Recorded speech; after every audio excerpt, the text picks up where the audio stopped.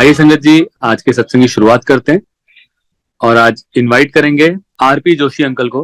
RP Joshi uncle आए और सत्संग शेयर करें। जय गुरु जी। संगत जी, गुरु जी आपका लाख लाख शुक्राना कि आपने मुझे आज मौका दिया कि मैं अपना सत्संग संगत के सामने पेश कर सकूं।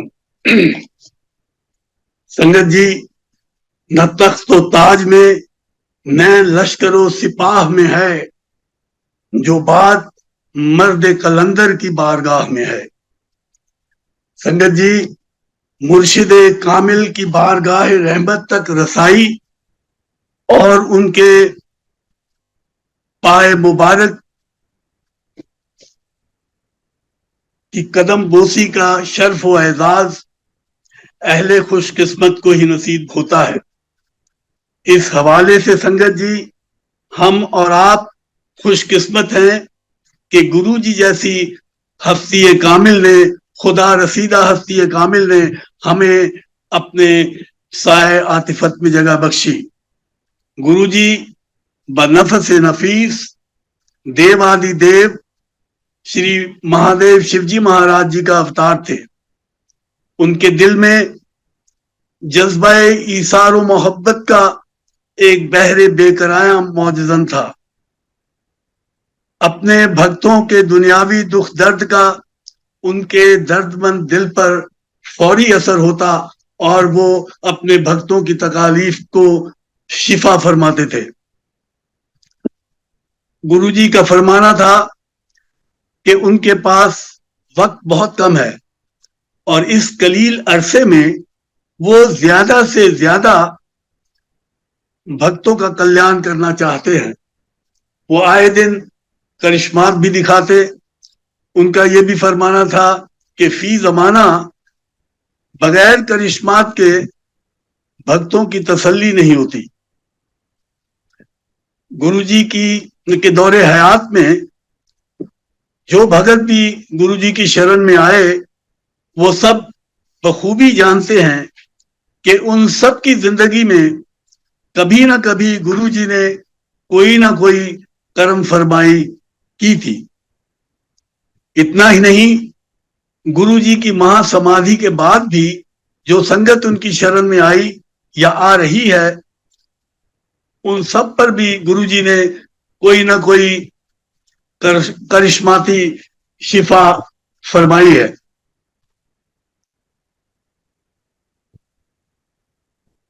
गुरु जी जो संगत आ रही है और उन पर भी वो कर्म फरमा रहे हैं, तो इससे साफ वाज़ह है कि गुरु जी वो जिस्मानी तौर पर हमारे दरमियान नहीं है, लेकिन रूहानी तौर पर वो हमारे दरमियान हाजिर व नाजिर हैं। अगर जो भी भगत सच्चे दिल से गुरु जी के चरणों में अपना ध्यान लगाता है, तो यह महसूस करेगा कि उसकी रूह, उसका दिल दुनियावी दुख दर्द की तारीक वादियों से निकलकर रूह की मुनव्वर बुलंदियों की तरफ सरगर्म में परवाज है। और उसे ये भी एहसास होगा कि गोया गुरु जी उसके आसपास ही हाजिर व नाजिर हैं। उर्दू का शेर इस कैफियत को बखूबी बयान करता है कि वो के खुशबू की तरह फैला था मेरे चारसू, वो के खुशबू की तरह फैला था मेरे चारसू, मैं उसे महसूस कर सकता था, छू सकता न था।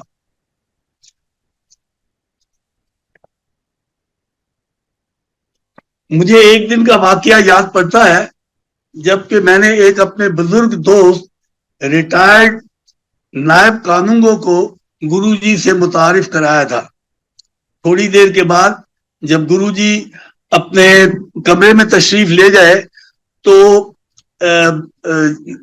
साधु जो नायब कानून जो थे सेवा सिंह जी, सरदार सेवा सिंह, वो भी बाहर, ये 33 सेक्टर चंडीगढ़ की बात है, वो बाहर लॉन में जाकर ध्यान लगाकर बैठ गए, क्योंकि सरदार सेवा सिंह जी एक साधक सज्जन थे और ध्यान लगाया करते थे। थोड़ी देर में जब उनका ध्यान लगा तो उन्होंने देखा कि संगत के एक एक ग्रुप के साथ एक एक गुरुजी बैठे हुए हैं। बाद में उन्होंने ये बात मुझे बताई और कहा कि जोशी जी, आप तो बहुत अच्छे स्थान पर पहुंचे हैं, आपके गुरुजी तो परमात्मा का रूप है। उस वक्त मुझे एक आंटी की बात याद आई, 33 सेक्टर की बात है कि आंटी जी ने कहा कि एक बार हम कुछ आंटी गुरुजी के चरणों के पास बैठी थी, तो थोड़ी देर के बाद गुरुजी उठकर अपने कमरे में तशरीफ ले गए और करीब 10-15 मिनट के बाद जब गुरुजी वापस अपने आसन पर जलवा अफरोज हुए तो उन्होंने जो गुरुजी की जाहिरा गैर हाजिरी में आंटी ने जो जो बातें की थी, गुरुजी उन बातों को दोहराने लगे। एक आंटी ने पूछा कि गुरुजी, हमने तो ये बातें उस वक्त की थी जब आप अपने कमरे में तशरीफ ले गए थे, आपको कैसे पता चला इन बातों का? गुरुजी मुस्कुराए और कहने लगे कि मैं तुम्हारे पास ही तो बैठा था। संगत जी, हर इंसान की जिंदगी में एक ऐसा दौर आता है जब उसके अंदर जज्बा खुद शनासी का तजस्सुस बेदार होता है और वो सोचने लगता है कि वो कौन है, उसका दुनिया में आने का मकसद क्या है, ये आवागमन का बार बार का सफर नातमाम किस बात का मजहर है, ईश्वर नाम की कोई कादिरुल मुतलक हस्ती है भी कि नहीं, और अगर है तो उसकी राह मुकद्दस पर गामजन होने की रहनुमाई या तरीका कार किस मुर्शिद कामिल से दस्तयाब हो सकता है। इन एहसासात को एक पाकिस्तानी शायर अमजद इस्लाम अमजद ने शायराना ज़बां अता फरमाई है। बकौल अमजद, बहुत सोचा समझ में कुछ ना आया, बहुत सोचा समझ में कुछ ना आया, मुझे किसने बनाया क्यों बनाया, अदम में किस मजे से सो रहा था, अदम में किस मजे से सो रहा था, मुझे किसने जगाया क्यों जगाया, बहुत दूर एक कोने में पड़ा था, मुझे किसने बुलाया क्यों बुलाया, फिर आखिर इस भरी महफिल से अमजद मुझे किसने उठाया क्यों उठाया। संगत जी, कई साल पहले मेरा वजूद भी कुछ ऐसे ही ख्यालात के दौर से गुजर रहा था और मैं तलाश रूहानियत में सरगर्दा कई आस्थानों पर जुब्बासाई कर चुका था। जहां कहीं भी किसी महापुरुष या महात्मा की इत्तला मिलती, जबीन शौक लिए बराए सजदा रेजी को जा पहुंचता, लेकिन दिल जमी ना होती। उन दिनों मेरा हाल भी बकौल शायर कुछ ऐसा ही था कि सजदों से खेलती रही मेरी जबीन शौक, सजदों से खेलती रही मेरी जबीन शौक, ये आस्था हुआ कभी वो आस्था हुआ। फिर एक दिन मेरे एक दोस्त केसर साहब का फोन आया। केसर साहब IAS ऑफिसर थे। मैं जिन दिनों संगरूर में SSP था, वो वहां एडिशनल DC थे, तो मुझे जानते थे। बाद में हम 39 सेक्टर में जो अफसरों की कोठियां थी वहां रहते थे, तो मेरी कोठी से 2-4 कोठियां आगे उनकी रहायश थी। तो उनका मुझे टेलीफोन आया और वो कहने लगे कि उनके दौलत कदे पर उनके गुरुजी तशरीफ ला रहे हैं, मैं भी शाम को 9 बजे उनके दरे दौलत पे पहुंचूं और गुरुजी के दर्शन करूं और लंगर प्रसाद भी वही लूं। लिहाजा शाम को उनके दौलत खाने पे हाजिर हुआ और वहां पहली बार मैं गुरुजी के दीदारे दरख्शां से मुस्तफीद हुआ। उनके रुख की ताबानियां इस बात की मजहर थी कि मैं एक मुर्शिद कामिल के रूबरू हूं और बातिन से सदा आई कि तेरी तलाश मुर्शिद तमाम हुई, और दरूने दिल जज्बा एतकादो अकीदत मौजज़न हुआ। बहुत से भक्तों ने वहां अपने सत्संग में गुरुजी के जरिए करिश्माती शिफा याबियों का जिक्र किया, जिससे मेरे जज्बा अकीदत को मजीद तकवीयत पहुंची। गुरुजी ने मुझे हुक्म दिया कि हफ्ते में 2-1 बार उनकी संगत में शरीक हुआ करूं। लिहाजा पहले पंचकूले में और फिर 33 सेक्टर चंडीगढ़ हर रोज शाम के 8 बजे गुरुजी के चरणों में हाजिर होने लगा। इश्तियाक की हद यह थी कि बड़ी बेसब्री से 8 बजने का इंतजार करता और जैसे ही 8 बजते सारे काम छोड़कर गुरुजी के दर्शनों को निकल पड़ता। बकौल शायर उस वक्त ये आलम होता, इस जोर की कशिश थी तेरी जलवागाह में, इस जोर की कशिश थी तेरी जलवागाह में, दीवाने को ना रोक सका कोई राह में। उन्हीं दिनों मेरे एक दोस्त केजी वात्सल, जो कि यूनिट ट्रस्ट ऑफ इंडिया में बंबई के हेडक्वार्टर में एग्जीक्यूटिव डायरेक्टर विजिलेंस थे। मैं जब स्टील अथॉरिटी ऑफ इंडिया में 5 साल 91 से 96 तक एग्जीक्यूटिव डायरेक्टर विजिलेंस के तौर पर डेपुटेशन पे था, तो मेरी दोस्ती उनसे हो चुकी थी। तो उन्होंने वो एक दिन अचानक मेरे घर पे 39 सेक्टर चंडीगढ़ में पहुंच गए और वो कहने लगे, भाई जोशी कल एक दिन की छुट्टी ले लो और मेरे साथ शिमले चलो। मैंने कहा क्यों भी, क्या बात है? वो कहने लगे कि तुम्हें पढ़ा होगा कुछ महीने पहले शिमले में एक कोठी में आग लग गई थी और उस बिल्डिंग में हमारा यूनिट ट्रस्ट ऑफ इंडिया का शिमला का दफ्तर था और वो खाकफ्तर हो गया। तो अब मुझे हेडक्वार्टर से भेजा गया है कि उन्होंने वहां के जो शिमला के ऑफिसर्स हैं उन्होंने 2-3 जगह रेंट पर लेने के लिए सिलेक्ट कर रखी हैं। तो हेडक्वार्टर ने मुझे भेजा है कि तुम जाओ और उन जगहों में से कोई एक जगह सिलेक्ट करके पास करके आओ। तो मैंने कल जाना है और मैं अकेला बोर हो जाऊंगा, तुम भी शेरो शायरी में शगफ रखते हो, मुझे भी शौक है, तो रास्ते में कुछ तुम सुनाओगे कुछ मैं सुनाऊंगा, तो रास्ता आराम से कट जाएगा, तो लिहाजा तुम मेरे साथ जरूर चलो। तो मेरी आंटी कहने लगी कि आप तो जा नहीं सकते। मैंने कहा क्या बात? वो कहती है अखबार में तो आया है कि इतनी ठंड हो रही, सर्दियों का मौसम था, कि इतनी ठंड शिमले में हो रही है कि एक हफ्ते से वहां तो किसी ने सूरज नहीं देखा, तो इतनी ठंड में आप कैसे जा सकते हैं? क्योंकि मुझे 93 दिसंबर में हार्ट अटैक हुआ था डेपुटेशन के दौरान दिल्ली में, और वहां east of Kailash heart institute of India, उसमें मेरी बाईपास सर्जरी हो गई थी। तो बाईपास सर्जरी के बाद लोगों ने, वो डॉक्टरों ने कहा कि जोशी साहब आप बहुत ज्यादा ठंड और बहुत ज्यादा गर्मी से बचकर रहें। तो मेरी आंटी कहने लगी कि वहां तो इतनी सर्दी पड़ रही है, लोगों ने सूरज नहीं देखा, तो आप कैसे जा सकते हैं? आप नहीं जा सकते। तो केजी वात्सल बहुत इंटरेस्टिंग कंपनी थी, तो मैं उसके साथ जाना भी चाहता था। तो मैंने आंटी से कहा कि ठीक है, हम शाम को तो गुरुजी के दर्शनों के लिए जा ही रहे हैं, तो वहां पर गुरुजी से मैं अर्ज कर लूंगा, अगर गुरुजी कहेंगे कि ठीक है हो आओ, तो फिर तुम तो नहीं रोक सकती। उसने कहा ठीक है। तो वात्सल को भी महापुरुषों के दर्शन करने का शौक है, तो उसने कहा यार जोशी मैं भी तेरे साथ चलूंगा, तो गुरुजी के दर्शन करूंगा। मैंने कहा ठीक है चलो।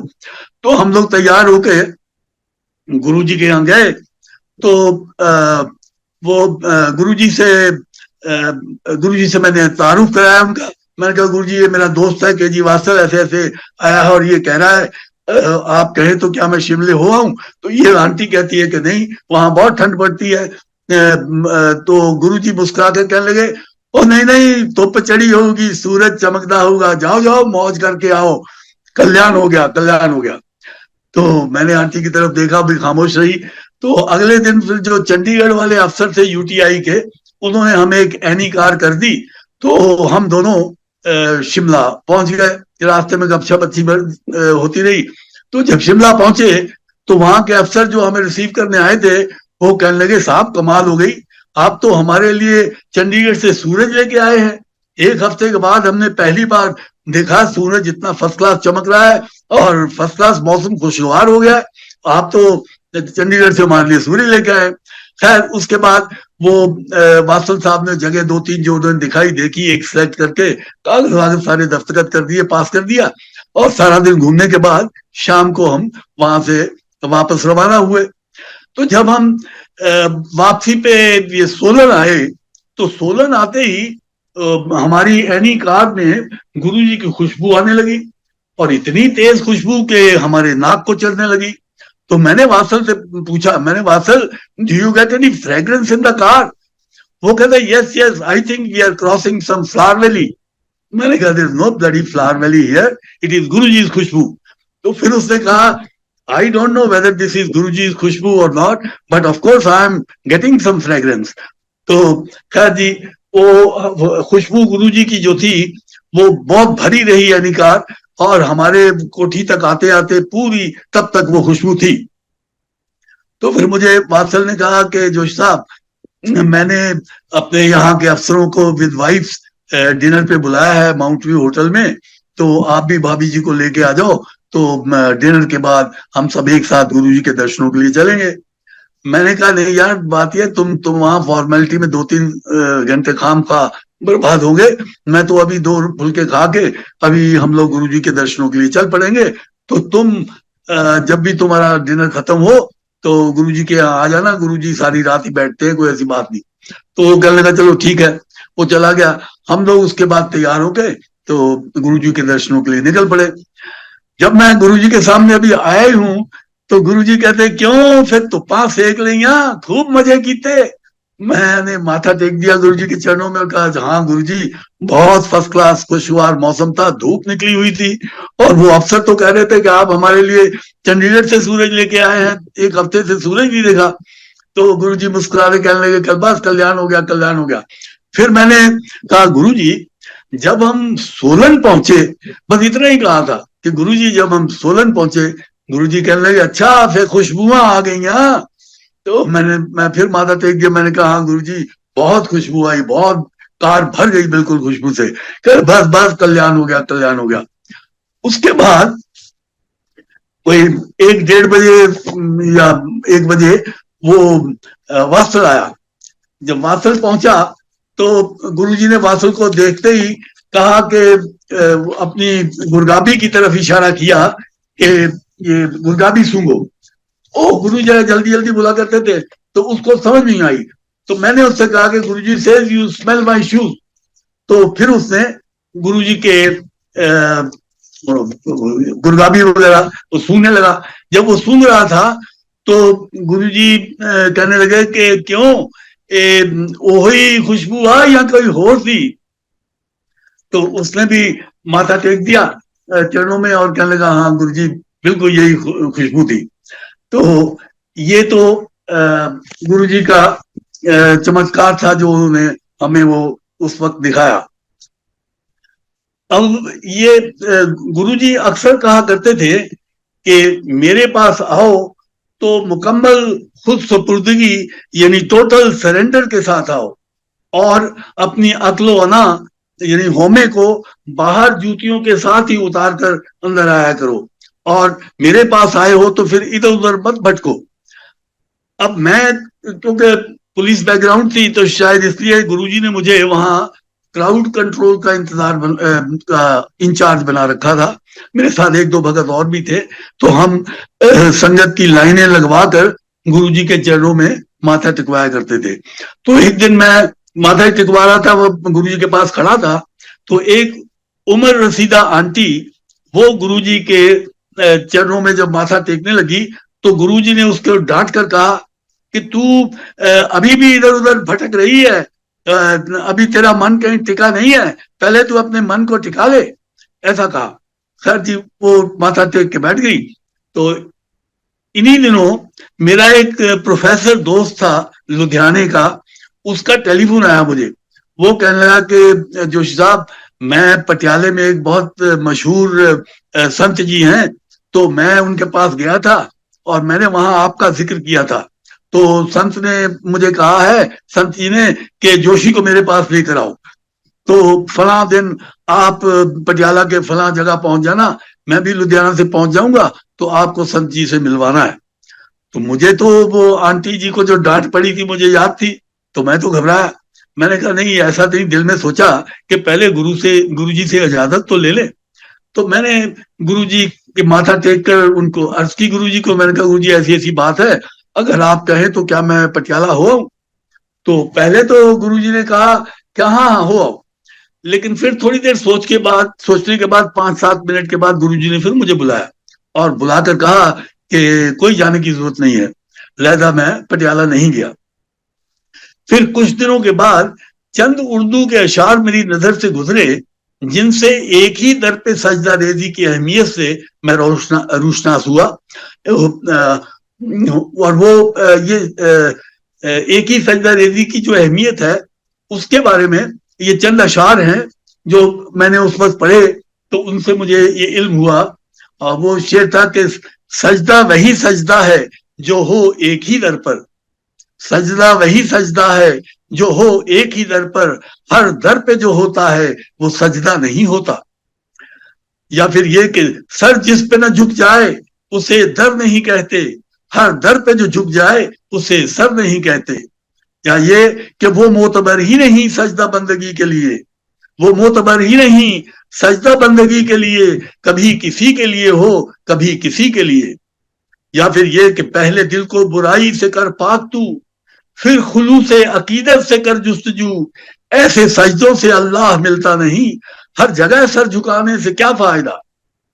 या फिर यह कि ऐ सजदा फरोशे कुए बुता, हर सर के लिए एक चौखट है, ऐ सजदा फरोशे कुए बुता, हर सर के लिए एक चौखट है, ये भी कोई शान इश्क हुई जिस दर पे गए सर फोड़ लिया। या फिर यह कि अव्वल जबीन शौक कहीं खम ना कीजिए, अव्वल जबीन शौक कहीं खम ना कीजिए, सर झुक गया तो अजमत दर कम ना कीजिए। ये आस्ताने यार है सहने हरम नहीं, ये आस्ताने यार है सहने हरम नहीं, जब रख दिया है सर तो उठाना ना चाहिए। इन अशार से एक बात तो हवैदा होती है कि इबादत में सजदों का उस्तवार होना बड़ी अहमियत का हामिल है। सजदों का उस्तवार होना का क्या मतलब, यानी एक ही मुर्शिद कामिल की बारगाह रहमत से लौ लगाए रखना और इधर उधर नहीं भटकना। आबिद के इस जौहर को मिर्जा गालिब ने भी तस्लीम किया है। अपनी एक गजल के शेर में मिर्जा गालिब फरमाते हैं, वफादारी बशर्ते उस्तवारी असल ईमा है, वफादारी बशर्ते उस्तवारी असल ईमा है, मरे बुतखाने में तो काबे में गाड़ो बेरहमन को। यानी जब ब्राह्मण अपनी सारी उम्र बुतखाने में यानी मंदिर में पूजा पाठ में काटते और वहीं मर रहे तो वो इस बात का मुस्तहक है कि अगर उसको काबा जैसी मुतबर्रक जमीन में भी दफनाया जाए तो जायज है, इसलिए कि उसने वफादारी का पूरा पूरा हक अदा कर दिया। और यही ईमान की असल है, वफादारी व पायदारी हर हाल में, यहां तक के कुफर में भी काबिल सिताइश काबिल कद्र है। सजदे में उस्तवारी की उम्दा मिसाल हमें तुलसीदास जी की हयात पाक से भी दस्तयाब होती है। कहते हैं कि जब प्रभु ने तुलसीदास जी को दर्शन दिए तो वो उनके माबूद यानी आराध्य के भेष में नहीं थे। तुलसीदास जी ने अपने प्रभु को पहचान तो लिया मगर उनकी गैरत अबूदियत ने, उनके सजदों की उस्तवारी के जज्बे ने उन्हें यह कहने पर मजबूर कर दिया कि तुलसी मस्तक तब झुके जब धनुष बांध लियो हाथ। यही वजह है कि गुरुजी अक्सर फरमाया करते थे कि मेरे पास आए हो तो अब इधर उधर मत भटको। दूसरे अल्फाज में उनका मतलब था कि अपने सजदे में उस्तवारी पैदा करो। ये ख्याल या भरोसा संगत जी कि हमारे गुरुजी हुमा वक्त हमारे साथ हाजिर और नाजिर हैं, जिस्म जान को तकवीत पहुंचाता है और मन को डोलने नहीं देता। अपनी मुश्किलात के हल को गुरुजी पर छोड़ दें और मन ही मन गुरुजी से कह दें कि मैं तो आपका भगत हूं, आपका दास हूं, अब जो करना है आपने ही करना है। और उनकी बख्शिश और रहमत पर पूरा भरोसा रखें और फिर देखें कि कैसे आपकी मुश्किलात खुद ब खुद सुलझती नजर आने लगेंगी। फिर उसकी शान करीमी के हौसले देखे, फिर उसकी शान करीमी के हौसले देखे, कोई जो प्यार से कह दे कि तेरा दास हूं मैं। फिर उसकी शान करीमी के हौसले देखे, कोई जो प्यार से कह दे कि तेरा दास हूं मैं। हल्का गर्दिशे दौरा से निकल जाएगा, जो तेरे दर पे गिरेगा वो संभल जाएगा। गुरुजी की रबूबियत पर भरोसा रखने वाला कितनी भी मुसीबतें आए कभी नहीं घबराता और गुरुजी पर उसका एतकाद व एतमाद एक मुस्कुराहट की शक्ल में उसके लबो रुखसार पे रक्स फरमा नजर आता है। गोया उसके जहन में ये शेर दस्तक दे रहा हो, जाती नहीं है दिल से तेरी याद की खुशबू, जाती नहीं है दिल से तेरी याद की खुशबू मैं दौरे खिजा में भी महकता ही रहा हूं। अगर आप बअंदाज़े मुकम्मल खुद सपुर्दगी और बसत वफूर शौक गुरु जी के चरणों में ध्यान लगाते हैं और कामयाब हो जाते हैं, तो समझ लीजिए कि आपने गुरु जी को पा लिया और मार्फत की उस बुलंदी को छू लिया जिसके तसव्वुर में कभी गालिब ने कहा था, वाह कर दिए हैं शौक ने बंदे नकाबे हुस्न, वाह कर दिए हैं शौक ने बंदे नकाबे हुस्न, गैरत निगाह अब कोई हायल नहीं रहा। संगत जी, गुरु जी तो त्रिकालदर्शी थे। जब भी कोई उनका भगत उनके दर्शनों के लिए घर से निकलता था, गुरु जी को उसी वक्त उसकी खबर हो जाती थी और गुरु जी उसका ख्याल रखते थे, रास्ते में उसकी हिफाजत करते थे। एक बार गुरु जी अपने आसन से उठकर अपने कमरे में गए। थोड़ी देर के बाद किसी भगत ने आकर मुझे कहा कि गुरु जी आपको याद फरमा रहे हैं। तो मैं गुरु जी के पास गया, जाकर माथा टेका तो गुरु जी कहने लगे बैठ जाओ, अभी भुल्लर भी आने वाला है। तो महल सिंह भुल्लर उस वक्त मेरा मेरा जूनियर था और उस वक्त वो PAP Jalandhar, Punjab arm police Jalandhar का इंचार्ज था और जालंधर में रह रहा था। तो गुरु जी कहने लगे कि वो अभी आने वाला है तो बैठ जाओ। मैं बैठ गया। कोई 5-7 मिनट में ही भुल्लर आ गया। तो मैंने साइड में भुल्लर से पूछा, मैंने कहा तुम आने के पहले गुरुजी को बताया था कि तुम आज आने वाले हो? कहता नहीं नहीं, मैंने तो कोई नहीं बताया, यूं ही दोपहर को बैठे बैठे ख्याल आ गया। मैंने कहा चलो आज छुट्टी का दिन है तो गुरु जी के दर्शन करके आते हैं, तो मैं इधर चल पड़ा। मैंने कहा अच्छा। तो मैंने देखा कि गुरु जी सब जानते हैं, जानी जान है। तो गुरु जी कुछ से मजाक होता रहा। तो गुरु जी कभी कह रहे हैं कि वो जो दरवाजे की नॉब है ना, मैंने खुशबू वहां भेज दी है, जाओ जाके सूंघो। तो मैं और बुल्लर दोनों जाते, वो नॉब वाकई बहुत वहां फ्रेग्रेंस होती है उसमें। फिर थोड़ी देर के बाद कहते ये अब मैंने खुशबू जो है वो खिड़की की सिल पे ट्रांसफर कर दी है, वहां जाके सूंघो। तो हम खिड़की के जाके उस सूंघते तो नीचे की लकड़ी को बड़ी खुशबू वहां से भी आती। तो इस तरह की बातें होती रही।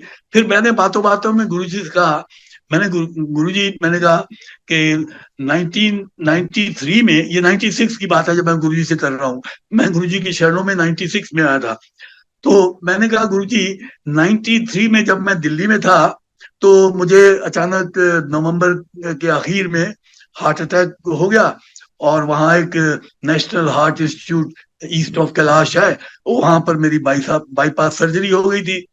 तो जब गुरुजी में वो मुझे हार्ट अटैक हुआ, उसके 2-3 महीने पहले मेरे बाएं हाथ की जो कलाई थी वो कुछ हैवी हैवी सी महसूस होती थी और ऐसा लगता था किसी ने लोहे का कड़ा जबरदस्ती कोई बैंड सा बांध दिया है। तो मैं उसको रगड़ रगड़ के थोड़ी देर वो ठीक होता था, फिर दोबारा होने लगता था। तो ये 3 महीने तक ये सिलसिला रहा और उसके बाद मुझे हार्ट अटैक हो गया। तो मैंने गुरु जी से कहा गुरु जी कुछ ऐसी ही फीलिंग हल्की हल्की ये 1.5-2 साल के बाद अब फिर शुरू हो गई है। तो गुरुजी थोड़ी देर उन्होंने 2-4 सेकंड ही सोचा होगा, सोच के कहने नहीं नहीं नहीं तो जोशी जी कोई बात नहीं है, जोशी अंकल ठीक है, सब घबराने की बात नहीं। अच्छा, थोड़ी देर में गुरुजी अपने आसन पर दोबारा विराजमान हो गए संगत में। तो मैं गुरुजी कहे ना कहे मेरा मामूल था, जब मैं गुरुजी के पास आता तो मैं माथा टेक के चरण दबाने शुरू कर देता था। तो जब अंदर आए तो मैंने चरण दबाने शुरू कर दिए। थोड़ी देर में गुरुजी के लिए चाय आई। उस वक्त चाय प्रसाद नहीं कहते थे, चाय ही कहते थे। तो गुरुजी के लिए चाय आई। गुरुजी ने 2 घूंट चाय पी और मेरी तरफ बढ़ा दिया गिलास, कहने लगे पी जाओ। तो मैंने वो चाय पी ली।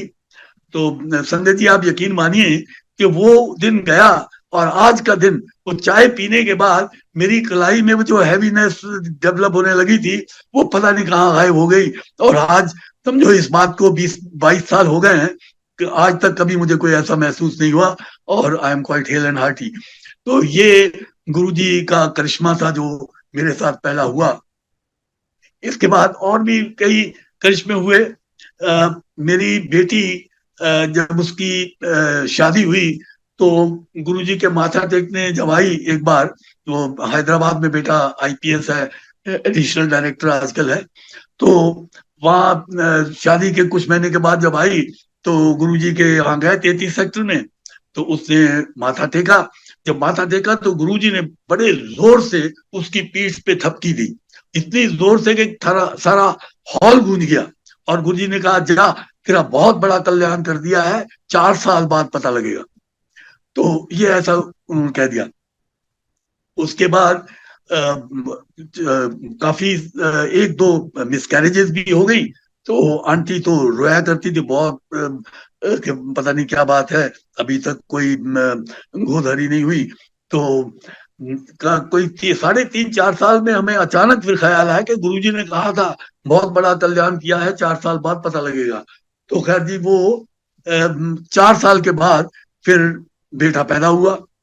तो जब माथा टिकाने गए तो मेरी आंटी ने बेटी से कहा कि देखो बेटा, जब माथा टिकाने जाते हैं तो गुरुजी अक्सर कह दिया करते हैं कि जा, तुझे एक और बेटा ले जा। तो उस वक्त तू बहस मत करने जाना, क्योंकि बेटी कहती थी कि बेटा हो गया, अब मुझे बेटी चाहिए। तो आंटी ने सिखा के भेजा हम लोगों ने घर से कि अगर गुरुजी ने जो कह दिया उसके बाद तुमने बहस नहीं करनी है, बस वही स्वीकार करना है। तो खैर जाके माथा जब टिकवाया बेटे का और खुद देखा माथा टेका, तो गुरुजी ने जा, एक और बेटा तुझे दिया। तो कुछ साल, 1.5 साल 2 साल के बाद एक और बेटा पैदा हुआ। तो दोनों बेटे बहुत लायक हैं। बड़े बेटे ने ये पंजाब इंजीनियरिंग कॉलेज जो है पैक, यहाँ से इंजीनियरिंग का फाइनल ईयर उसका है। और छोटा बेटा है वो दिल्ली इंजीनियरिंग कॉलेज में, वो भी वहाँ इंजीनियरिंग कर रहा है, मैकेनिकल, और यहाँ वाला सिविल इंजीनियरिंग। तो दोनों बेटे बहुत अच्छे चल रहे हैं, गुरुजी की बहुत कृपा है। अब एक और करिश्मा आपको बताएं कि हमारी बेटी एक बार, गुरुजी क्या किया करते थे कि जब हम लंगर कर लेते थे तो लंगर के बाद गुरुजी लोगों को बुला बुला के, कईयों के नाम गुरुजी को याद ही थे कि भाई जाओ, अब तुम घरों को जाओ, घरों को जाओ। मुझे भी कह देते थे, जोशी अंकल का भी कह देना, कभी डीजीपी साहब कह देना, जैसी उनकी मौज होती थी, कह देना कि सुबह दफ्तर जाना है तो जाइए आप। तो मुझे कोई 11 बजे, 10:30 बजे ऐसे घर भेज दिया करते थे। लेकिन 2-3 बार ऐसे मौके आए कि गुरुजी ने मुझे घर जाने को नहीं कहा। तो करीब 1-1:30 बजे गुरुजी के लिए लंगर दोबारा, गुरुजी के लिए लंगर आता था, और जो 3-4 फैमिलीज बच जाती थी, हर फैमिली के लिए एक एक थाली आ जाती थी, और थाली के गिर्द बैठ के गुरुजी के साथ वो भगत लंगर किया करते थे। और गुरुजी अपनी थाली से कुछ प्रसाद वगैरह दिया करते थे। अब मुझे याद है एक बार किसी ने कोई आगरे का पेठा लेके आया था, तो गुरुजी ने भर भर के मुठियां हम लोगों को वो पेठे का भी प्रसाद दिया। तो 2-3 बार हमें ऐसा मौका मिला गुरुजी के साथ रात को ऐसे लंगर करने का। तो बेटी हैदराबाद से आई, तो हम लोग शाम को चाय पी रहे थे। तो मेरी आंटी ने बेटी से कहा कि बेटा, गुरुजी ने हमें साल में 2-3 बार ऐसे मौका दिया है कि अपने साथ हमें लंगर करवाया है। तो बच्ची थी, वो कहने लगी कि हाँ मम्मी, ये मैं तो हैदराबाद से आई हूँ 10-12 दिन के लिए, क्या गुरुजी मुझे ये मौका देंगे? तो मेरी आंटी ने कहा कि ये तो गुरुजी की मौज है भाई, तुम्हारी तकदीर है, इसके लिए क्या कह सकते हैं। खैर ये बात करके हम लोग गुरुजी के चरणों में हाजिर हो गए। तो उस दिन गुरुजी ने हमें नहीं भेजा। वो सबको, जैसे लोग छुपते फिरते थे कि गुरुजी के घर नहीं भेजते, चाहते थे जितनी जल्दी, जितनी ज्यादा देर तक गुरुजी के दर्शन होते रहे उतना ही अच्छा है। लेकिन छुपते फिरते थे, लेकिन गुरुजी सबको बुला बुला के भेज दिया करते थे। तो उस दिन बाकी सबको भेज दिया, 4-5 फैमिली नहीं हुई, उनमें से हम भी थे। तो जब पहली थाली अंदर आई हॉल के, तो गुरुजी ने मेरी बेटी से कहा कि बेटा चलो लंगर करो। तो उससे थाली ले ली। हम लोग, मैं, मेरा बेटा, आंटी और बेटी, हम चारों थाली पे बैठ गए। उसके बाद बाकी सबके लिए भी थालियां आ गई, और गुरुजी के लिए भी लंगर आ गया, और गुरुजी ने कुछ प्रसाद दिया सबको। हमने लंगर किया, और उस वक्त गुरुजी लेक पे चले गए सैर करने अर्ली मॉर्निंग। तो हम लोग भी 6-6:30 बजे का वक्त होगा, हम लोग अपने घर को रवाना हुए कार में। तो कार में बेटा था, मैं था, आंटी थी, बेटी थी। तो बातें होने लगी। तो उससे का बेटी ने कहा कि गुरुजी ने आज ही मेरी इच्छा पूरी कर दी। तो मेरी आंटी ने कहा कि गुरुजी जानी जान है, उनको सब पता है, उन्होंने मेहरबानी कर दी तुम पे। बेटे ने भी यही कहा, मुझे भी यही दिल में तो था, मुझे पता कि ये तो गुरुजी जानते ही हैं, सब कुछ गुरुजी ने किया। लेकिन just for the heck of it मैंने कह दिया, अरे गुरुजी ने, ये इत्तेफाक है, गुरुजी ने सोचा हो कि जोशी साहब की बेटी आई है और इतनी दूर से आई है हैदराबाद से, तो चलो इसको आज लंगर छकवा देते हैं। तो ये इट्स जस्ट कोइंसिडेंस। तो मैंने ऐसे कहा, लेकिन अंदर से मुझे यकीन था ये गुरुजी ने किया है। तो खैर हम लोग चले गए। अगले दिन जब गुरुजी की दर्शनों के लिए जब हम पहुंचे, तो मैं मामूल की तरह गुरुजी के चरण दबा रहा था। तो जब लंगर का वक्त आया तो एक सज्जन ने आके गुरुजी के कानों के पास कहा कि लंगर तैयार है। तो गुरुजी ने सबको कहा कि जाओ लंगर करो। तो मुझे भी कहा, जोशी अंकल जाओ लंगर करो। तो मैं खड़ा हो गया और लंगर करने के लिए जब मैं जाने लगा, 2-3 कदम ही गया था, तो गुरुजी ने मुझे आवाज दी, क्या जोशी अंकल, कल मैंने बेटी की इच्छा पूरी कर दी। फिर मेरी बेटी को मुखातिब करके कहते हैं, क्यों बेटा, तू मेरे साथ लंगर करना चाहती थी ना, देख ले कल मैं तेरी इच्छा मैंने पूरी कर दी। तो मैंने भी माथा टेक दिया, उसने भी माथा टेक दिया। गुरुजी ने खास तौर से मुझे ही बुलाकर कहा था, क्योंकि मैंने चाहे ऊपर से ही कहा, मैंने ही कहा था कि ये तो एक कोइंसिडेंस है, गुरुजी ने ऐसे इस वजह से करा दी कि बेटी है ये वो। तो गुरुजी सब जानते हैं, जानी जाने, उन्होंने मुझे जता दिया कि ऐसी कोई बात नहीं, मुझे पता था कि बेटी की इच्छा है और ये मैंने पूरी कर दी। इस तरह गुरुजी जब उन दिनों मैं रिटायर हो गया था, उन दिनों बड़े मंदिर की तामीर हो रही थी, कंस्ट्रक्शन हो रही थी, और मैं किसी न किसी काम से जब जाता था वहां दिल्ली, तो मैंने गुरुजी से पूछना, क्योंकि गुरुजी जो भी जाता था दिल्ली उसे कहते थे, अच्छा दिल्ली जा रहे हो तो वो मंदिर देखते आना, मंदिर को देख के आना। तो जब मैं कहता था कि गुरुजी मैं जा रहा हूँ, आप की इजाजत हो तो मैं बड़े मंदिर देख आऊं, तो वो कहना नहीं नहीं इकट्ठे चलांगे, इकट्ठे चलांगे। तो मैं 3-4 बार गया उन दिनों दिल्ली, लेकिन गुरुजी ने मुझे हमेशा यही कहा कि इकट्ठे चलांगे। खैर उसके बाद गुरुजी दिल्ली तशरीफ ले गए, एम्पायर स्टेट में। तो महीने में 1-8 बार हम लोग जाते थे गुरुजी के दर्शन करने। तो एक बार गुरुजी मुझसे पूछने लगे कि अच्छा जोशी अंकल कब वापस जा रहे हो। मैंने कहा जी गुरुजी मैं कल जा रहा हूँ, लंच के बाद जाऊंगा। तो कहने लगा, अच्छा जाते जाते बड़े मंदिर को देखते जाना। तो मैंने कहा अच्छा ठीक है गुरुजी। तो आ गया मैं अगले दिन सुबह ब्रेकफास्ट पर। तो मैंने अपनी आंटी से कहा, मैंने कहा बड़ी अजीब बात है, जब मैं चंडीगढ़ में था, जब भी गुरुजी को कहता था कि मैं जा रहा हूँ और मंदिर देखा हूं, तो कह रहे थे इकट्ठे चलांगे, इकट्ठे चलांगे। और कल मुझे कह दिया कि कल जाते जाते बड़े मंदिर देखते जाना। तो आंटी वही जो कहना लग, कहती कि ये गुरुजी की मौज है, आपकी तकदीर है, तो क्या कह सकते हैं। इतनी बात हुई और करीब 15-20 मिनट के बाद कमरे की टेलीफोन की घंटी बजी। तो मैंने टेलीफोन उठाया, तो उधर से आवाज आई, मैं गुरुजी बोल रहे हैं। मैं तो घबरा गया, कुछ समझ ना आए, कभी गुरुजी का फोन आएगा ये सोचा ही नहीं था। तो मैंने जल्दी जल्दी कहा, गुरुजी पैरी पहने हैं, गुरुजी पैरी पहने हैं। हाँ कब जा रहे हो चंडीगढ़। मैंने कहा गुरुजी बस अभी लंच करेंगे, 2 बजे करीब मैं निकल जाऊंगा। तो हाँ मंदिर देखते जाना। मैंने कहा हाँ जी, वो बड़े मंदिर होके जाऊंगा, वहां से सीधा चंडीगढ़ निकल जाऊंगा। तो कहते ठीक है।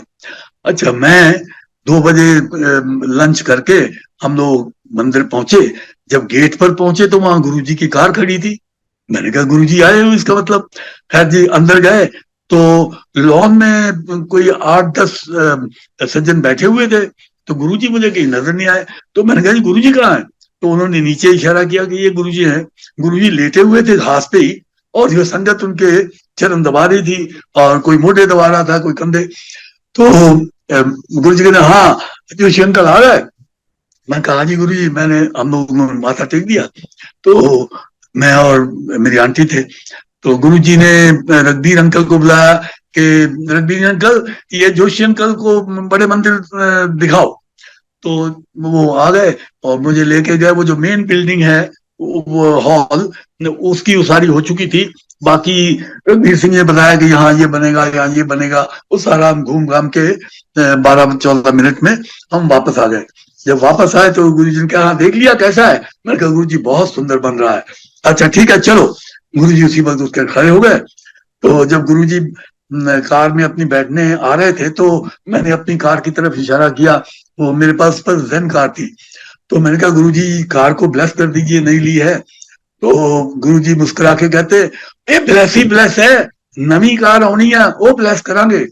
तो ये कह के गुरुजी मुस्कुरा के बैठ गए गाड़ी में। तो खैर हमने कहा, जी गुरुजी कह गए कि नई कार आए, बड़ी कार आएगी। खैर उसके कुछ अरसे के बाद फिर हमने होंडा सिटी खरीदी। तो ये मतलब गुरुजी जानी जाना सब उनको पता होता था। एक बार मैं हम लोग हर महीने एक बार जाते थे। तो एक बार गुरुजी के पास आए वहाँ एम्पायर स्टेट में। और जब 4 दिन के लिए मैं आया था तो चौथे दिन तीसरे दिन गुरुजी ने कहा कि हाँ जोशी अंकल कब जा रहे हो? मैंने कहा, गुरुजी मैं परसों आ जाऊंगा चौथे दिन।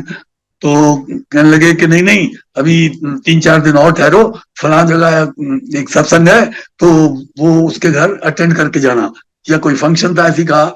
तो मैं भी बेवकूफ था, गुरुजी को मैंने कह दिया, नहीं नहीं गुरुजी देखिए मैं अब जाऊंगा, 4 दिन हो गए। तो जब कहने, नहीं नहीं नहीं ठहर जाओ, 3-4 दिन के बाद आप फिर चले जाना। मैंने कहा, गुरुजी 4 दिन के लिए बुक कराया है पंजाब भवन, और वो 4 दिन के बाद छोड़ना पड़ेगा, तो इसलिए मुझे जाना होगा। तो कहने लगे, नहीं नहीं यहाँ बहुत जगह, मेरे पास ठहर जाओ। मैं बड़ा बेवकूफ, गुरुजी के पास ठहरने का मौका मिल रहा था।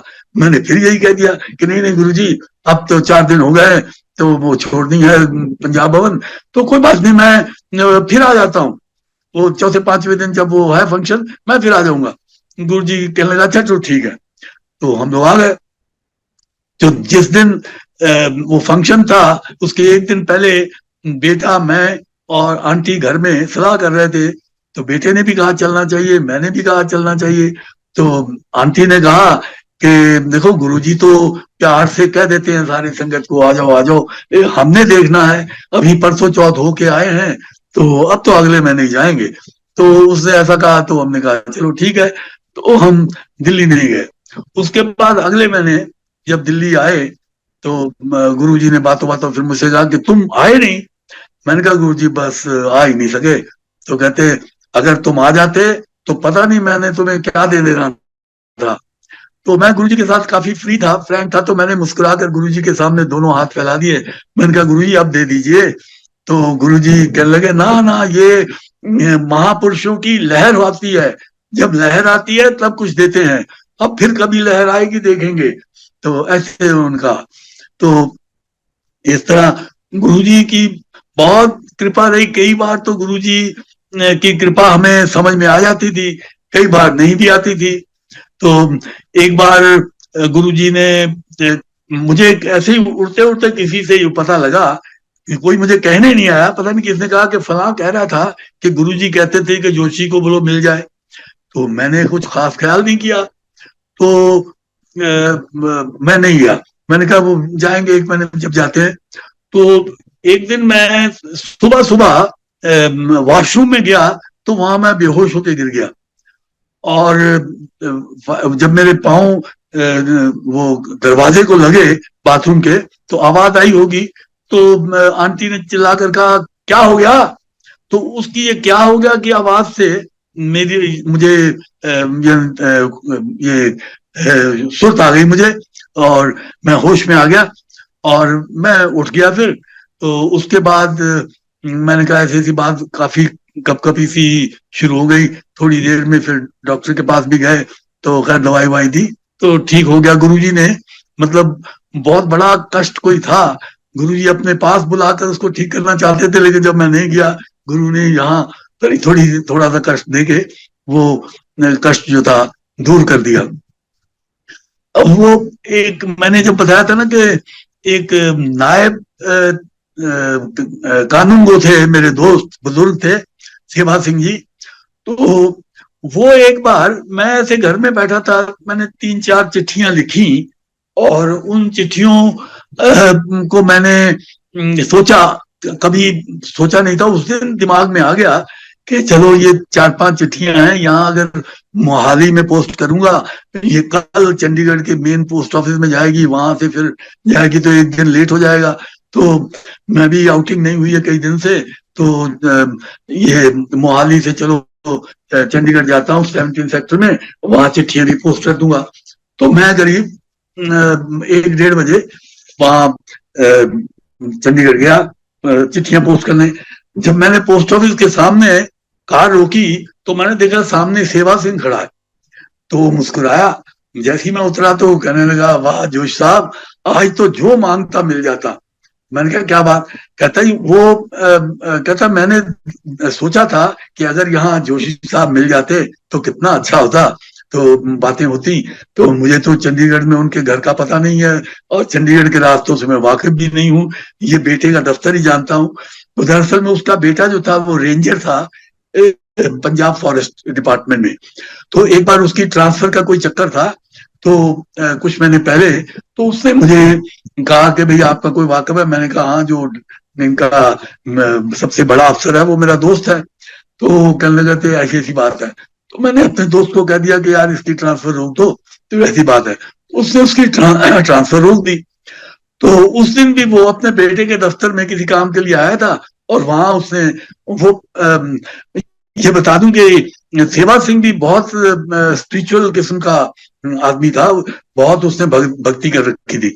तो वो मैंने कहा यार ये जो मैं यहाँ आया हूँ ना, ये तुमने ही मुझे बुलाया है, क्योंकि मैं तो इतने सालों से कभी चिट्ठी पोस्ट करने यहाँ नहीं आया। मेरे घर के सामने पोस्ट ऑफिस है, वहां मैं पोस्ट लेटर बॉक्स में डाल देता हूँ, अगले दिन सुबह निकल जाती है चिट्ठी। लेकिन आज ये जो मेरे दिल में ये ख्याल पैदा हुआ कि मैं चंडीगढ़ जाके चिट्ठियां पोस्ट करूं, ये तेरी वजह से, तूने ही मुझे यहाँ बुलाया। खैर जी, चिट्ठियां पोस्ट कर दी। मैं और सेवा सिंह वो मेरी कार में आके बैठ गया, ड्राइवर बाहर निकल गया, तो हम कार में बैठे बातचीत करते रहे। तो उसने मुझे कमाल की बात सुनाई। वो कहने लगा, जोशी साहब आपको याद है कि आपने मुझे गुरुजी से मुतारिफ कराया था, तो गुरुजी ने उस वक्त मुझे कहा था कि तुम गुरु ग्रंथ साहब के फला नंबर पेज पे जो बाणी लिखी है उसकी 15 दिन तक तुम उसका सिमरन करो, उसको पढ़ो, और फिर देखना 15 दिन के बाद तुम्हें क्या जलवा नजर आता है। कहता ये गुरुजी ने मुझे कहा था। और वो कहने लगा कि गुरुजी, ये जोशी जी, मैं तो आप जानते हैं कि मैं वो जो पंडोरी महानता के हिंदू संत जी हैं, हालांकि मैं जट हूं, लेकिन मैं उनका भगत हूँ, पंडोरी महानता के गुरु जी का भगत हूँ, और उनसे मैंने नाम लिया है और वही मैं जपता हूँ। मैंने गुरु ग्रंथ साहब कभी नहीं पढ़ा। तो कहता कि जब गांव गया तो मेरा जो पाठी है गुरुद्वारे को, मेरा दोस्त है, तो मैंने उससे कहा कि यार ये गुरु ग्रंथ साहब की जो फला पेज पर बाणी है वो मुझे नकल करके दे दे। तो कहता है वो उसने मुझे नकल करके दे दी। तो कहता मेरा मामूल है कि रोज रात को 3 बजे मैं उठ के नहा धोकर मैं पूजा पाठ में बैठ जाता हूँ, अपना पाठ करता हूँ। तो कहता कि मैं अब 3 बजे नहा कर मैं वही बाणी जो थी उसका पाठ करना शुरू कर दिया। कहता अभी कोई 12-13 दिन ही हुए थे कि उस दिन कहता मेरी तबीयत भी कोई खास ठीक नहीं थी, नासाज थी, तो मैं नहाया भी नहीं, तो वैसे ही मुंह हाथ धोकर मैं पाठ पर बैठ गया। कहता जैसी पाठ पर बैठा हूं थोड़ी देर के बाद मैं देखता हूं कि गुरु नानक देव जी प्रकट हो गए। कहता उनके बाद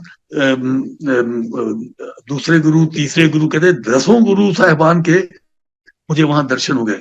कहते उनके कुछ देर तक मुझे दर्शन होते रहे। उसके बाद उसने बताया मुझे बाद में कि गुरु गोविंद सिंह जी की जो तस्वीर है वो उनसे नहीं मिलती है, उनका कद थोड़ा छोटा है, कद के लंबे नहीं है वो। तो फिर वो कहने लगा कि जब गुरु साहिबान रूपोश हो गए तो उसके बाद कहता है कि हनुमान जी के दर्शन हुए मुझे। कहते हैं हनुमान जी के दर्शन गुरु जी की कृपा से मुझे हो गए, क्योंकि मैंने कई साल पहले कुछ साल लगातार हनुमान चालीसा का जाप किया था। रोज मैं रात को नहा धोकर गुरु जी का जाप ये हनुमान चालीसा का जाप करता था। लेकिन कुछ साल करने के बाद जब मुझे कोई लाभ होता हुआ नजर नहीं आया तो मैंने वो पाठ बंद कर दिया था। लेकिन कहता ये गुरु जी की कृपा हुई कि मेरा उस वक्त का पाठ किया हुआ जो था फल में गुरु जी ने दिलवा दिया और वो ये हनुमान जी के मुझे दर्शन हुए। फिर वो कहता है कि एक और अजीब करिश्मा हुआ। कहता है कि थोड़ी देर के बाद जो वो कहता है जब हनुमान जी आए तो ऐसा लगा कि जैसे मेरे मकान की छत जो है वो गायब हो गई है और हनुमान जी का सर बादलों में छुपा हुआ है। फिर कहता है थोड़ी देर के बाद जब हनुमान जी तो मुझे कि मैं खुद ही शिव हूं, मुझे ऐसा लगा कि मैं ही शिव हूं और मेरा कद बढ़ता और आसमान तक बादलों तक मेरा कद चला गया। ये कैफियत कुछ मिनट तक मेरे पास तारी रही और बाद में बिल्कुल नॉर्मल हो गया। तो मुझे कहना कि जोशी जी आप अपने गुरु जी का दामन कभी मत छोड़ना, करते रहना। इस तरह हुआ। अपनों से भी मुझे ये टेलीफोन किया करता था कि जो कहाँ जाता हूँ बस बस उनका दामन मत छोड़ना, वो परमात्मा है। इस तरह वो कहा मुझे। तो से बहुत सी बातें हम जब गुरुजी तो उस शहर में कोई शायद वो लोहड़ी थी शायद। तो गुरुजी के जो 33 सेक्टर चंडीगढ़ में जो कोठी पे रहते थे उसके साथ वाला प्लॉट खाली था। तो वहां हमने शामियाना लगा दिया, गुरुजी का स्टेज वगैरह सजा दिया। तो वहां पर फंक्शन हो रहा था। तो इतने में एक सरदार हैं, वो संगरूर के रहने वाले हैं, वो भी बहुत बहुत भक्ति करते हैं। एक बार बल्कि इसमें और मुझ में इतना ही फर्क है, थोड़ा ही नीचे मुझ में इतना फर्क है, शादीशुदा है, मैं कवारा हूं, इसलिए अभी मेरे स्टेज तक। तो उसको भी गुरुजी ने 10 गुरु साहिबान के दर्शन करके वो अतवाद के दिनों में, टेररिज्म के दिनों में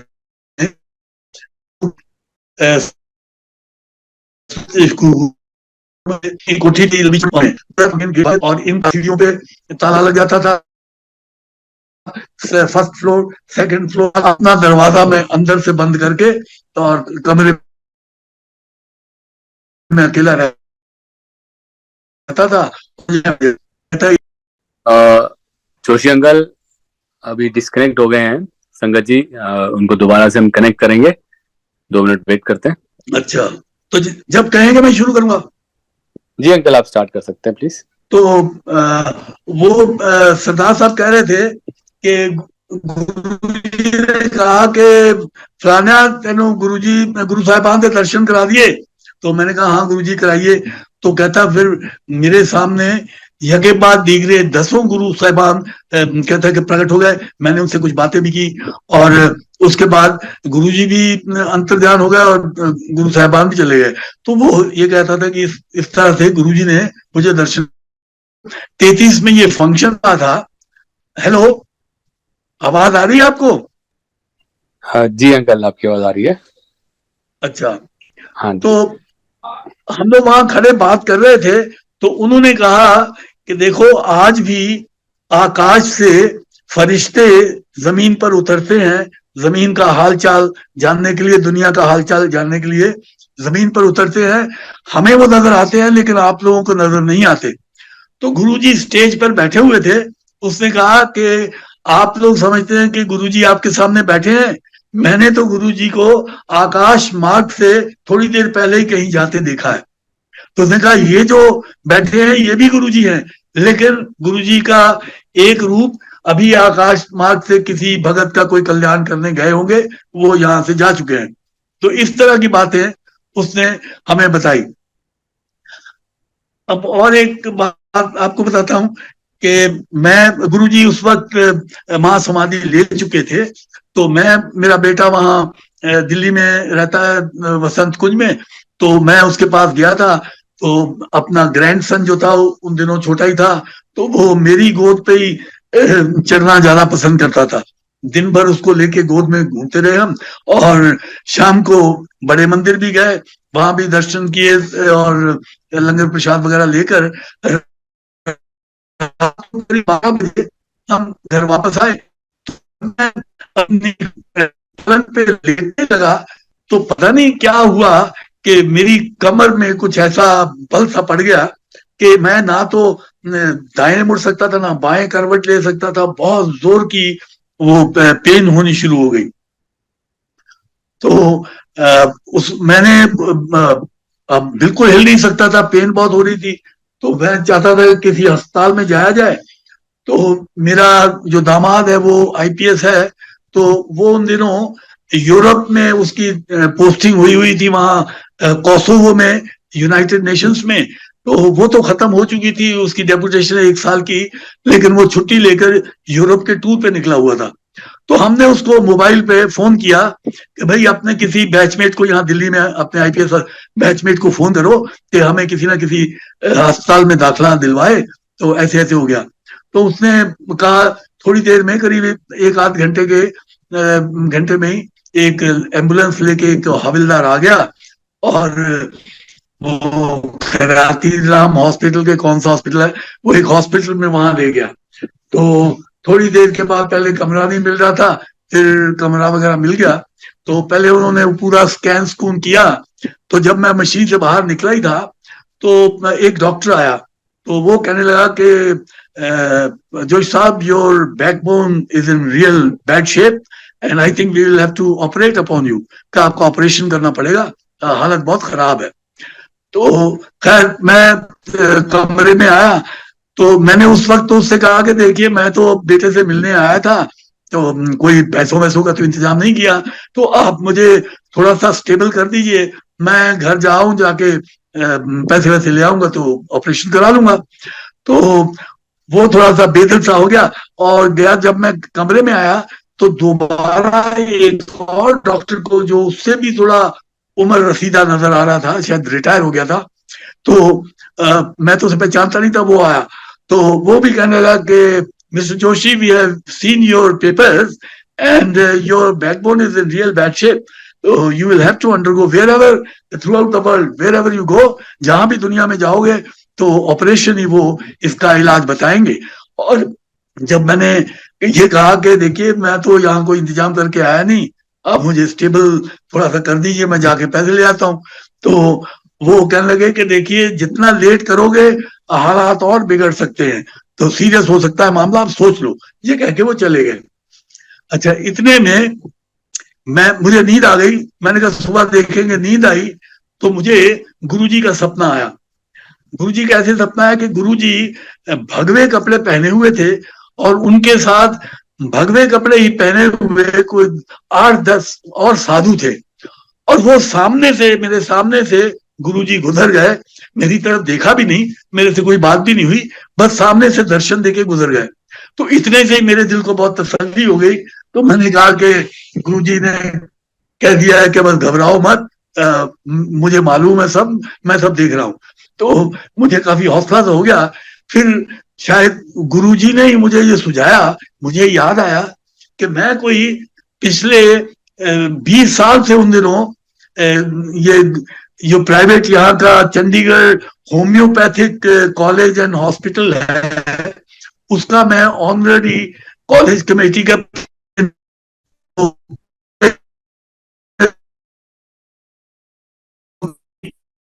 मुझे 3 साल के बाद यूनिवर्सिटी इलेक्ट कर देते थे। तो वहां का जो प्रिंसिपल था डॉक्टर धिमन, वो 32 सेक्टर का जो इंचार्ज डॉक्टर साहब थे, राजवीर, डॉक्टर राजवीर, वो एशिया के माने हुए बैकबोन एक्सपर्ट हैं। तो मुझे ये याद है, वो उनका हिमाचल में पास पास ही दोनों के गांव हैं, और दोनों एक दूसरे को बहुत अच्छी तरह जानते हैं। तो मेरे दिमाग में है कि धिम्मन से बात करके वो की जाए। तो मैंने धिम्मन से बात की, तो वो कहने लगा कि सर, अगर आपका कोई ऑपरेशन नहीं होगा तो सिवाय राजवीर के कोई आपका ऑपरेशन नहीं करेगा, तो आप घबराइए मत। तो मैं अभी 2-1 घंटे में उनके पास जाने वाला हूँ, उन्होंने बुला रखा है, तो वहां से मैं आपसे उनकी बात करा दूंगा। एक आध बार पहले मैं डॉक्टर साहब से मिल चुका था, तो उसने कोई 2-3 घंटे के बाद मेरी बात अगले दिन राजवीर डॉक्टर साहब से करवा दी। तो राजवीर ने सीधा ही मुझे कहा कि जोशी साहब, कहाँ डाकुओं में फंस गए आप, ऐसा करो आप वहां से लो छुट्टी, और मेरे पास और north zone backbone injury centre Mohali में है, जो बादल साहब ने बनाया है, और बादल साहब ने मुझे उसका इंचार्ज बना रखा है। आप वहां आ जाओ तो मैं आपका इलाज करूंगा, घबराने की बात नहीं है, इन डाकुओं से पीछा छुड़ाओ। मैंने कहा ठीक है। तो मैंने उनको कहा, देखिए जी, आप मुझे डिस्चार्ज कर दीजिए, मैं यहाँ इलाज नहीं करवाऊंगा, मैं चंडीगढ़ जाके देखूंगा। तो वो कहने, देखिए फिर आपको लिख के देना होगा कि you are taking discharge at your own risk. मैंने कहा जी, लिख देता हूँ। तो इतने में मेरा एक एडिशनल डीजी जूनियर दोस्त था पुलिस, पंजाब पुलिस में, मैंने उसको टेलीफोन किया। मैंने कहा, भाई राजेंद्र, ऐसी ऐसी बात है और मुझे पहुंचना है यहाँ मोहाली में, तो कोई गाड़ी वाड़ी का इंतजाम करना है। वो कहने लगा, सर फिक्र मत कीजिए, एक नई इनोवा कार जो है हमने डीएसपी पंजाब भवन को दे रखी है, सीआईडी डीएसपी को, मैं उसको टेलीफोन कर देता हूँ, उसकी बैक सीटें निकाल देंगे, वहां बिस्तर लग जाएगा, आप लेट के आराम से आ जाओ। मैंने कहा ठीक है। तो मैंने कहा 6 बजे भेज दो गाड़ी। तो कोई 5 बजे ही वो डीएसपी का टेलीफोन आ गया कि साहब कितने बजे गाड़ी चाहिए। मैंने कहा जी, आप 6 बजे भेज दो गाड़ी। तो 6 बजे उनकी गाड़ी आ गई, मैंने वहां से छुट्टी ली, और बेटा कार में पीछे पीछे फॉलो करता आया, और उनकी गाड़ी में मैं सीधा वो वहां पहुंचा। वो मेरे घर से करीब 1001 गज के फासले पर ही वो हॉस्पिटल है, चंडीगढ़ ये मोहाली वाला। तो डॉक्टर साहब के पास पहुंच गया, और डॉक्टर धिम्मन भी जो थे होम्योपैथी कॉलेज के, वो भी वहां पहुंचे हुए थे। तो डॉक्टर साहब ने मुझे देखा, तो देख के कहने लगे कि जो साहब, पहले उन्होंने मुझे चलाया बहुत तकलीफ के साथ, मैं 2-4 कदम तो चला, तो फिर लेट गया स्ट्रेचर के ऊपर। तो मुझे कहने लगे कि देखिए, आपकी पीठ में एक इंजेक्शन लगाएंगे, उम्मीद है उससे ठीक हो जाओगे, वरना उससे नहीं हुआ तो एक और इंजेक्शन लगेगा, अगर फिर भी नहीं हुआ तो मामूली सी ऑपरेशन है, मामूली सा, वो करेंगे, आप घबराओ मत, बिल्कुल ठीक हो जाओगे। तो मैंने कहा जी ठीक है, पहले जाके इंजेक्शन लगवाओ। जब मैं इंजेक्शन लगवाने गया, तो डॉक्टर धिम्मन ने मुझे कहा कि आपके जाने के बाद डॉक्टर साहब ने कहा था ये एक ही इंजेक्शन में ठीक हो जाएंगे, ऐसी कोई बात नहीं है। तो खैर, वो मैंने अपनी बैकबोन में इंजेक्शन लगवा लिया।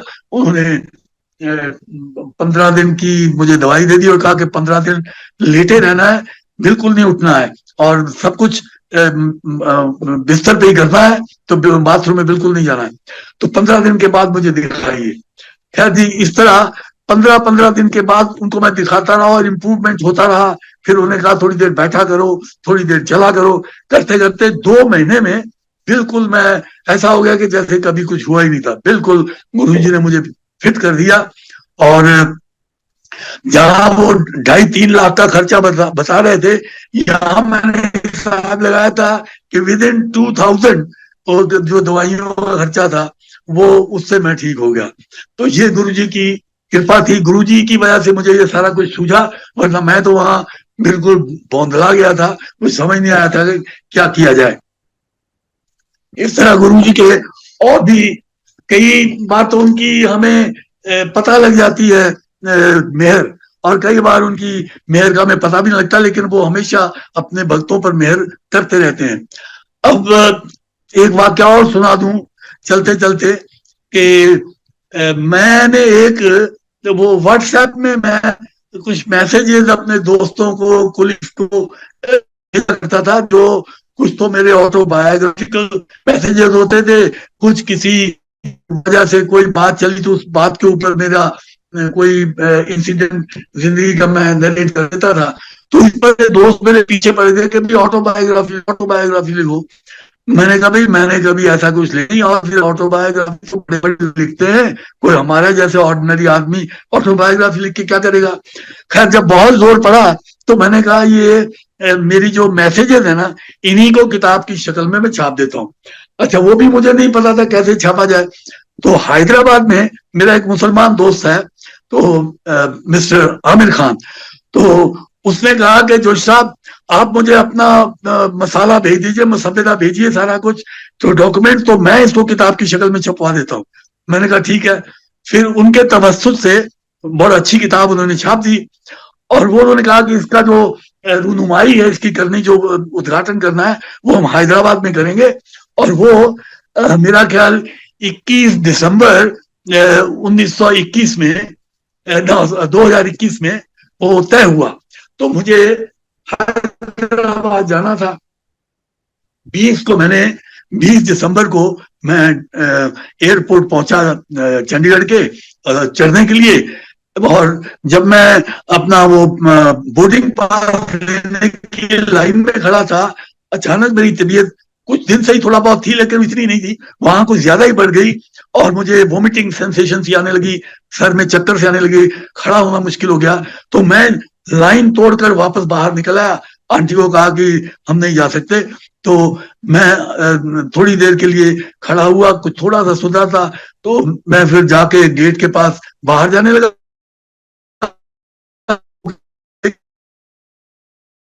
नीचे उतर के नीचे से बाहर, वो एग्जिट नीचे से है, ये सिर्फ डिपार्चर है, तो अराइवल्स नीचे है। तो उन्हें जाने दिया, तो मैं पीछे हटके कुर्सी थी, मैं कुर्सी पे बैठ गया। इतने में मेरी आंटी ने जाकर, वहां कुछ पुलिस वाले थे, उनसे मेरे बारे में बताया, उनको ऐसी ऐसी बात है। तो वो पुलिस वाला एक जो हमारी वो जो एयर ट्रेवल की एजेंसी थी उसके एक लेडी थी, उसको लेके आ गया। तो वो कहने लगी कि sir how you are feeling now. मैंने कहा while sitting here on the chair, मैं बैठे बैठे तो चेयर पे बिल्कुल ठीक फील कर रहा हूँ, लेकिन मैं ज्यादा चल नहीं सकता। तो वो कहते जी आपको चलने की जरूरत नहीं है, अगर आप ये बताएं कि 2 घंटे की फ्लाइट पर आप ठीक ठाक रह सकते हैं। मैंने कहा मुझे यहाँ बैठने में, मैंने गुरुजी से उस वक्त जब मैं बैठा चेयर पे ना, गुरुजी से इल्तिजा की थी, गुरुजी इतना इंतजाम किया, एक वाइस चांसलर वहां होगा उद्घाटन पे, 2 heads of the department Urdu Urdu के वहां होंगे, और इतने इतने मुअज्जिज लोग हैं, और सारा इंतजाम किया है। अगर दूल्हा ही ना पहुंचा तो फिर क्या फायदा, तो बड़ी मुश्किल हो जाएगी। तो कुछ कीजिए, कृपा कीजिए, मुझे ठीक कीजिए। तो ये गुरुजी से मैंने मन ही मन में ये इल्तिजा की थी। तो उसके बाद ही मैं बैठा बैठा, जब ये आंटी जिस वक्त उसको लेने गई, लोगों को जो एक दो को, तो उसमें मेरी हालत जो थी सुधरनी शुरू हुई, गुरुजी की कृपा होनी शुरू हो गई। तो जब उसने मुझे कहा कि आप जा सकते हैं, तो मैंने कहा हाँ मैं बैठ के तो जा सकता हूँ। वो कहते कोई बात नहीं, आपके लिए हम व्हील चेयर ले आते हैं, आपको व्हील चेयर में ले जाएंगे, और वहीं आपको बैठा के फिर हैदराबाद में आपको व्हील चेयर मिल जाएगी। मैंने कहा ठीक है। तो फिर वो व्हील चेयर पे जब गए, तो अंदर जो बैठा, तो आस्ते आस्ते थोड़ा सा मैं ठीक महसूस करने लगा। तो खैर जी हैदराबाद पहुंच गए। हैदराबाद पहुंच के जब हम घर पहुंचे, तो उस वक्त मुझे फिर बहुत हालत खराब हुई और वॉमिटिंग हुई। वॉमिटिंग के बाद मैं बिल्कुल ठीक ठाक हो गया, लेकिन बेटी और सनीला पीछे पड़ गई, नहीं नहीं नहीं, आपको डॉक्टर पे जाना होगा, हार्ट की बैकग्राउंड है। तो वहां वो ले गए एक हॉस्पिटल में, तो बड़ा मशहूर सा हॉस्पिटल, नाम भूल गया मैं। तो वहां का जो डॉक्टर था, हमने उससे कहा कि देखिए मेरी बैकग्राउंड तो है हार्ट की, लेकिन ये हार्ट वाली बात नहीं मुझे लगती, कोई एसिडिटी कुछ ऐसा कुछ हो गया, वोमिटिंग के बाद मैं बिल्कुल ठीक ठाक हूँ। खैर फिर मैंने उनकी बात डॉक्टर बाली, जो हमारे मेरे यहाँ देखते थे मुझे, तो उनसे मैंने बात की, डॉक्टर बाली साहब से। तो उन्हें बात की, वो तकरीबन उनके जो गुरु थे एम्स के, वो कॉमन थे, तो गुरु के बारे में बातचीत की, अच्छी उनकी दोस्ती हो गई। तो उन्होंने मुझे वो 2-4 टेस्ट वगैरह किए, तो करके कहने लगे नहीं बिल्कुल ठीक ठाक है, कोई हार्ट की ऐसी बात नहीं है। तो उसके बाद मैं वहां फंक्शन भी मैंने अटेंड किया, सब कुछ ठीक ठाक था। तो इस तरह से गुरुजी की कृपा हो गई, और वो फंक्शन में अटेंड करा, बहुत आलीशान फंक्शन भी हो गया, सब कुछ ठीक ठाक हो गया। गुरुजी, आपकी बड़ी अपार कृपा हुई है कि आपके तवस्सुत से, दया से मैंने थोड़े बहुत अपने सत्संग जो सुनाने थे सुना सका हूं। और गुरुजी, मैं आपकी शान इरफा में कुछ आपके के लिए अकीदतमंदी में चंद अशार अर्ज करना चाहूंगा। महाराज शौक कहिए या हासिल तसव्वुर, महराज शौक कहिए या हासिल तसव्वुर, जिस सम देखता हूं तू मुस्कुरा रहा है, जिस सम देखता हूं तू मुस्कुरा रहा है, समाया है जब से तू नजरों में मेरी, जिधर देखता हूं उधर तू ही तू है। समाया है जब से तू नजरों में मेरी, जिधर देखता हूं उधर तू ही तू है। अबूदियत पे गुरुजी मुझे भी नाज रहे, अबूदियत पे गुरुजी मुझे भी नाज रहे, झुका हुआ तेरे दर पर सरे न्याज रहे, ये आरजू है अता कर मुझे वो ज़ौक़ नजर, शहूदो गैब में बाकी न इम्तियाज रहे। हर भगत जब वो बड़े मंदिर के जीने पर पहला कदम रखता है तो चाहे वो कितना ही मसाफत से थका मांदा हो या कितने ही जहरी इंतशार में मुब्तला हो, लेकिन जैसे ही वो पहले पायदान पे अपना कदम रखता है तो उसके जिस्म में एक ऐसी बर्क, एक ऐसी लहर सरायत कर जाती है कि वो तमाम अपनी तकालीफ को भूलकर उसके दिल में, उसके जिस्म में एक नई ताकत पैदा हो जाती है और वो अपने आप को हशाश व बशाश महसूस करने लगता है। इस कैफियत की गम्मादी उर्दू का एक शेर ये क्या खूब करता है कि तुम्हारे दर पे आने तक बहुत कमजोर होता हूं, तुम्हारे दर पे आने तक बहुत कमजोर होता हूं, मगर दहलीज के छूते ही मैं कुछ और होता हूं, मगर दहलीज के छूते ही मैं कुछ और होता हूं। जमीन पे रह के दिमाग आसमां से मिलता है, जमीन पे रह के दिमाग आसमां से मिलता है, कभी ये सर जो तेरे आस्था से मिलता है। जमीन पे रह के दिमाग आसमां से मिलता है, कभी ये सर जो तेरे आस्था से मिलता है। न इस जमीन से न किसी आसमां से मिलता है, न इस जमीन से न किसी आसमां से मिलता है, ये तू ही देता है सब कुछ यहां से मिलता है। न इस जमीन से न किसी आसमां से मिलता है, ये तू ही देता है सब कुछ यहां से मिलता है। अकबर को मिला है न सिकंदर को मिला है, झुक कर तेरे दर पर जो मेरे सर को मिला है। मुझे अब इस कदर तुझसे मोहब्बत होती जाती है, मुझे अब इस कदर तुझसे मोहब्बत होती जाती है कि हर सूरत में पैदा तेरी सूरत होती जाती है। जिस तरफ आंखें उठाऊं तेरी सूरत देख लेता हूं, जिस तरफ आंखें उठाऊं तेरी सूरत देख लेता हूं, जहन के पर्दे से मैं तुझको मिटा सकता नहीं। गुरुजी, आपकी शान अरफा में जो कुछ भी मैं कह पाया हूं उसको स्वीकार करें और जो गलतियां मुझसे सरजद हुई हों उनको नजरअंदाज करें और अपनी कृपा बनाए रखें। आपका लाख लाख शुक्राना गुरुजी। जय गुरुजी, जय गुरुजी। संगत जी, जय गुरुजी।